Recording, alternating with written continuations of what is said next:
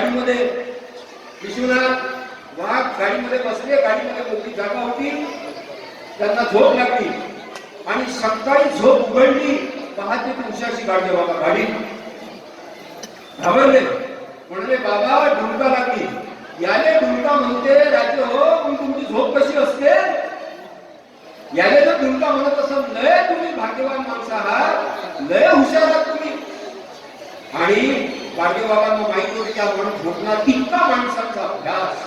सगळ्या शेवटी जाताना सांगेल की लोकांचा आलेला एक पैसा कशा पद्धतीने वापरला पाहिजे. गाडगे बाबा त्यावेळेला बँका होता, गाडगे बाबा पैसे घेत आणि पेढीमध्ये ठेवत आणि जसा जसा लोकांच्या कामाकरता तो लागे तो वापरत असत. मुंबईचे बाबूराव पुढे मोठी पिढी होती, त्यांच्याकडे पैसा ठेवला होता. दुर्दैवानं ती पिढी बुडाली.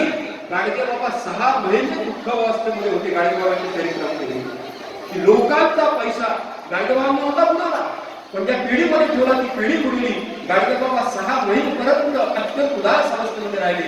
6 महिन्यानंतर पुन्हा कीर्तनाचे कार्यक्रम सुरू झाले.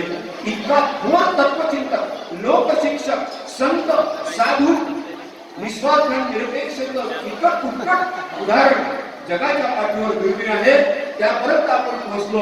आम्ही गाडगे बाबा पाहिले नाही. बापूंनी आता म्हटलं की सरांनी गाडगे बाबा पाहिले नाही, पण बापू मी एवढं सांगतो मी गाडगे बाबा पाहिले नाही, पण मी अत्यंत विनयाने परंतु आत्मविश्वास आणि अभिमानाने सांगेल या सर्व जनता जनार्दनाच्या साक्षीने की मी गाडगे बाबा पाहिले नाही, पण मी बापू पाहिले नाही. एवढंच आणि गाडगे महाराज